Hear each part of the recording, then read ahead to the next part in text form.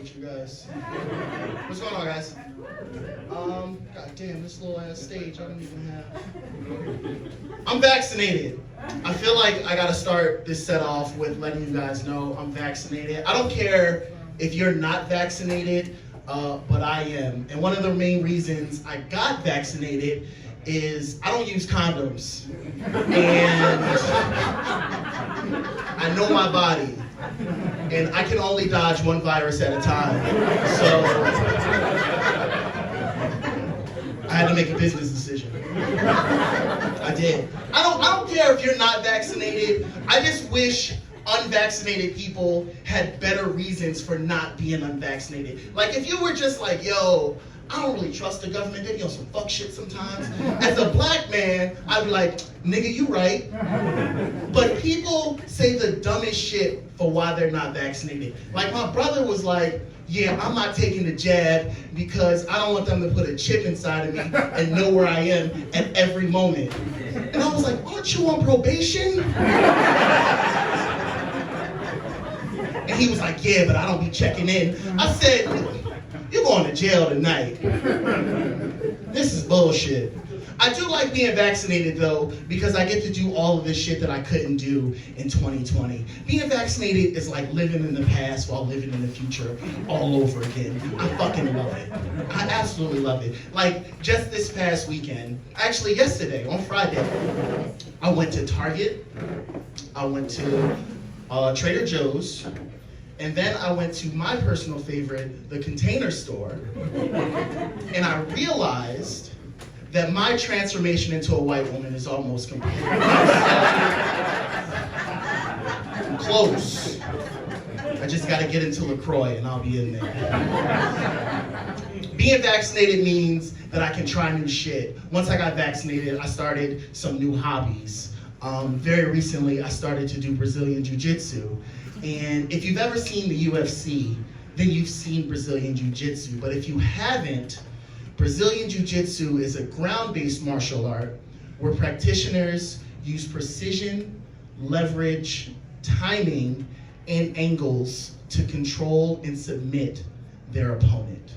And if I can be honest with you guys, it's not as gay as I thought it would be. It's not. It's a little gay. It's not as gay. I'm dating again. Being vaccinated means I can start dating again. That's been a fucking experience. I'm on all the dating apps. Tinder, Bumble, Venmo. I'm a motherfucker off that Venmo. Hey, don't send your girl money on Venmo because I'm watching. I'm not even on my friends list. I'm on the global list. Like, girl, you paying rent? What the fuck? I love it. But I am dating though, and I realized recently that I have to stop dating. I have to get out of the dating pool because somebody has peed in the dating pool. Ladies and gentlemen, there is pee in the dating pool. It's fucking gross. I don't clap at that. Oh man, don't clap at that. We gotta work together to fix it. But it's terrible. It's absolutely terrible. And I used to, like most people, I used to blame the opposite sex. I used to blame women for my dating woes. And I realized that it's not women's fault. It's my fault. I'm the weirdo. Like, I do a lot of weird shit. Like, physically, I'm not built to date. Like, physically. Like, for example, like I'm ticklish. And no woman wants to fuck a man that giggles. Like, no woman, that's not sexy at all. That's an instant, dry situation right there. I do a lot of weird shit.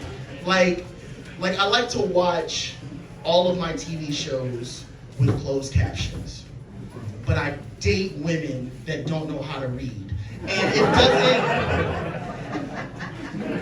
it doesn't really, like if you come over my house and you close one eye and you gotta follow the words on my TV with your finger, I'm gonna fall in love with you. Like, this bitch is stupid. I love a little illiterate bae, a little double D doofus, a little sexy nincompoop. I love it. Oh my God, girl. I do have a type though. I do have a type. I am really into ugly women. I love ugly women. Not that there's anything wrong with attractive women. I just can't fight. So I really like to date ugly women. Cause like attractive women, like women are out here women are looking fucking fantastic in 2021. Like, women look, I don't know who's clapping, but I hope you look good, because it's gonna be embarrassing. If you ugly and I gotta ask for your phone number, it's gonna be embarrassing. But women are looking fucking amazing. They're going down to these third world countries, they're getting these Brazilian butt lifts, and they're coming back to America and they're looking good. With a T, good. And I can't fight. Like, I don't want to have to be a security. Like, if I go out with an attractive woman and somebody grabs her ass, like, she's expecting me to turn that whole motherfucking place out. Like, she's expecting me to go up to this dude, yo, dog, what the fuck? That's my girl, but that's not my energy. I'm going up with, hey, excuse me, sir? Sir? You gotta, like, play, sir, can we just, hey, bud. I'm calling him all types of different names. Hey, can we just talk? And she's not gonna like that shit. She's not. I think also, like, ugly women, attractive women expect too much. Like, attractive women expect, they don't want too much, they expect too much. Like, if you're attractive, you want your nails done, you want your hair done, you want your rent paid. Ugly women, they just want you to be nice to them. That's it. That's all they want. This is the only time in history where men are expected to be rich to date broke, attractive women. And I don't need that kind of energy in my life right now. I'm dodging viruses, baby. I don't need that kind of energy.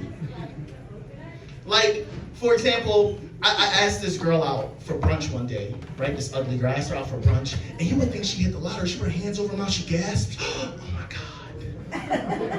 And I realized nobody takes her out when the sun is out.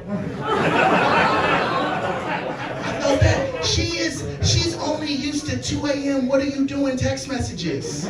It's always what you doing, it's never how you doing. I get it, boo. Who said all? Listen, I'm dating them, don't worry about it. She be all right. She'll be all right. I know what kind of relationship I want with my ugly girl too. I do know that. I want the kind of relationship that I have with my local Chick-fil-A. That's the kind of relationship that I'm looking for. Like, I want the kind of efficiency in a relationship that I have with my local Chick-fil-A. If I go to Chick-fil-A and there's like 15, 20 cars in the drive-thru, I don't trip. I know, I'm out of there, 10 minutes, 15 minutes tops. No sweat. If I go to Wendy's and there's 3 cars in the drive-thru, I'm like, oh, fuck. Let me find a podcast. I'm about to be here for a long time. I want, with my ugly girl, I want the kind of trust that I have with my local Chick-fil-A. Like, that's what I'm looking for in a relationship. Like, if I go to Chick-fil-A and I go through the drive-thru and I order something, I don't even check the bag. I just drive off. If I go to Wendy's or McDonald's, I'm checking the fries, I'm counting the nuggets, I'm weighing it. Large, this feels like a medium. I'm checking the soda, this tastes like a Diet Coke, I asked for Dr. Pepper. What the fuck is going on? That's the kind of relationship I'm looking for. Just to pivot real quick, the NBA season just started. I'm a huge basketball fan, and there was this thing going on in the NBA recently where the owners, they wanted to get away from being called owners. I don't know if you guys heard this, but they wanted to stop being called owners because usually the guys that own the team, they're like these older white guys, and the players, they're like these younger black guys. So people are like, oh my God, it's kind of like slavery. But listen, the last NBA team that was purchased was the Clippers. And somebody bought them for $2 billion. That's billion with a B. And I'll tell you, if I pay $2 billion for anything, you goddamn right I own it. Are you fucking kidding me? And it makes me upset because these players, they make tens of millions of dollars to play basketball. And I'll be honest with you guys. If you pay me $30, $40 million per year to put a ball in a fucking basket, I will gladly call you massa. I just don't give a fuck. I'll be at the free throw line, just waiting long.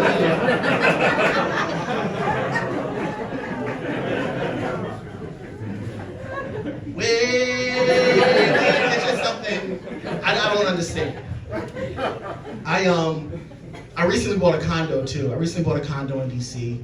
I'll tell you guys my condo story before I get out of here. I recently bought a condo, and one of the things that you have to do when you're buying property anywhere, but especially if you're buying property in DC, is you have to be aware of the gentrification, right? You have to know what neighborhoods are kind of on the come up because they're not too expensive, but they're also not too hood, right? And one of the ways to know what neighborhoods are on the cusp of being gentrified is to look for where the lesbians live. Right? But not just any lesbians, white lesbians. Because white lesbians are the Christopher Columbus of gentrification. They're always there first, always. And they come in and they bring this disease with them. It's called property value. And in a few years, all the natives just disappear. And I know, when some people hear lesbian, they kind of, clam up, but I'm actually an ally. I am an ally to the LGBTQIA community. And actually, very recently, I went to a lesbian rally to show my support. It was called the WNBA Finals. But still, I was being very supportive. It's funny though, because my boy was like, yo dog, you wanna go to the WNBA Finals? And I was fucking with him. I was like, man, how much that shit gonna be, like $20? And he was like, no, it's the finals. It's $25. I can spare that. Guys, you ready for a great show?